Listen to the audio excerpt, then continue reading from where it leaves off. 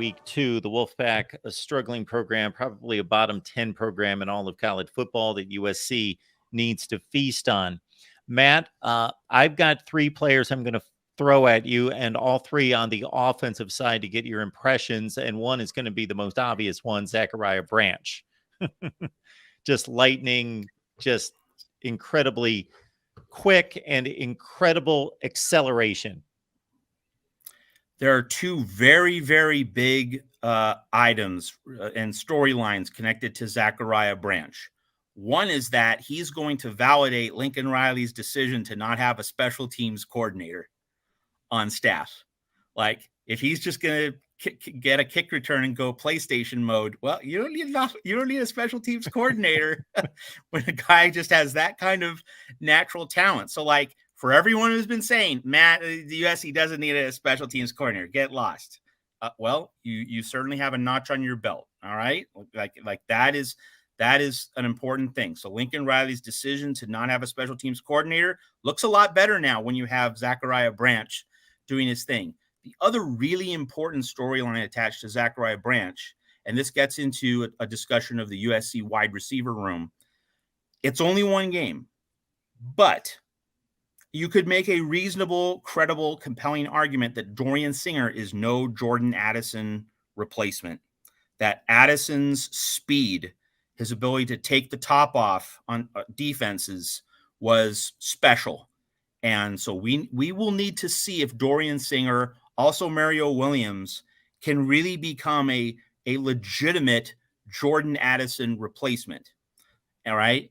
Where Zach Branch comes in is that if his football IQ can develop quickly enough, if he can be a quick enough study in terms of learning the wide receiver position and its nuances and everything that's required of him, if he can really come along well in his freshman season as a receiver, he obviously has better than Jordan Addison's speed. Like he is the most electric player on the field. If his learning curve comes along quickly, more quickly, I think, than a lot of people probably expected at the start of the season, then you have your wide receiver 1. Then you have your ultimate field stretching big dog, who is just going to terrorize opposing defenses, will command double teams, and will create the opportunities that Taj Washington and Brendan Rice and the other receivers in this deep room can feast on, which they did feast on last year because Addison was able to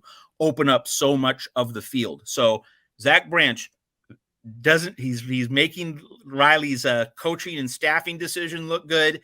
And how quickly can he develop such that USC will have a truly elite number 1, Drake London in 2021, Jordan Addison 2022.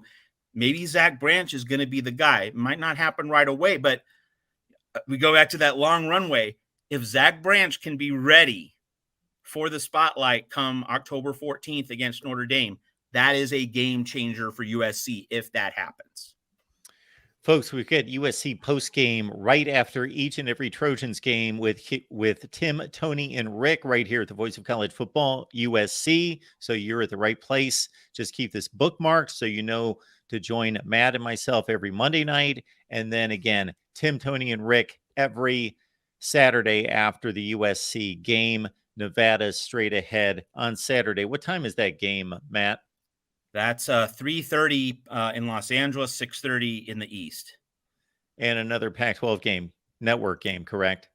It's the last Pac-12 network game for USC. At least we think it's definitely the last USC home game on Pac-12 network. Like, I could see the Cal game on October 28th. That's a road game in Berkeley. Might be on Pac-12 network. So I'm not going to say this is the last game on Pac-12 network, but it's definitely the last home game. There's no available slot like that Arizona game on October 7 at home.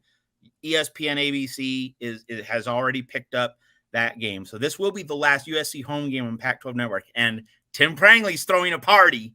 You want to be part of the Prangley party, saying goodbye to Pac-12 network on September 2 against Nevada.